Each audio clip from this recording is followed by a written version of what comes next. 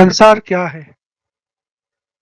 अधश्चोर्ध्वं प्रसृतास्तस्य शाखा गुणप्रवृद्धा विषयप्रवाला अधस्य मूलान्यनुसन्ततानि कर्मानुबन्धीनि मनुष्यलोके।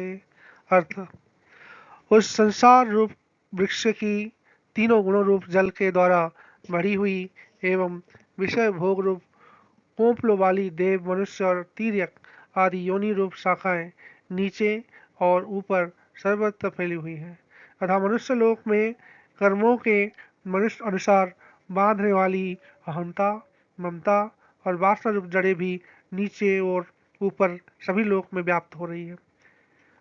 कहानी। एक बार की बात है, माधव नाम का एक युवक एक घने और अजीब जंगल में भटक गया। वहां उसने एक बहुत बड़ा और अद्भुत पेड़ देखा। उस पेड़ की शाखाएं केवल ऊपर आसमान की ओर ही नहीं बल्कि नीचे जमीन के भीतर भी फैली हुई थी।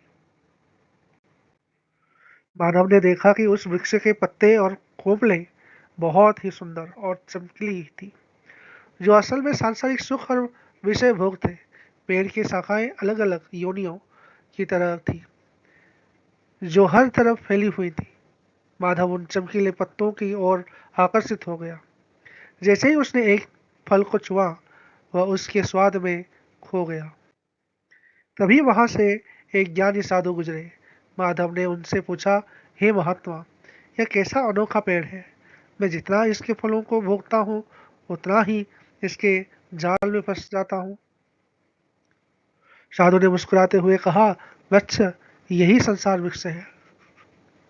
इसके पत्ते तुम्हारी इंद्रियों के भोग हैं, जो प्रकृति के तीनों गुणों से खींचे जा रहे हैं।